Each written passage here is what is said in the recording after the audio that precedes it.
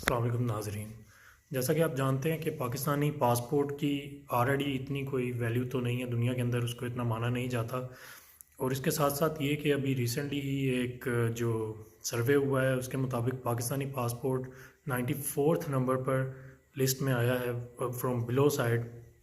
तो और ये सोमालिया के साथ रैंक करता है, जो कि बड़ी तशवीश की बात है पाकिस्तानियों के लिए एज अ पाकिस्तानी, कि हमारे पासपोर्ट की कोई इतनी वक़्त नहीं है और हमारा पासपोर्ट सिर्फ चंद ही कंट्रीज़ के अंदर जो है हम वीज़ा फ्री एंट्री कर सकते हैं। और इसकी मेन रीज़न्स जो हैं वो मेनली पाकिस्तान के अंदर एक पॉलिटिकल इंस्टेबिलिटी और पाकिस्तान के फाइनेंशियल जो हालात हैं उसकी वजह भी है एक इस सारे इसके अंदर। और फिर ये कि पाकिस्तान जो है वो बड़ा long term tourism visa offer कर देता है, टूरिज़्म वीज़ा जो दे देता है। और पाकिस्तान जो पाकिस्तानी सिटीज़न हैं वो इतने लॉ अबाइडिंग नहीं है, वो लॉ को फॉलो नहीं करते। ये सारी वजूहत हैं इसके पीछे।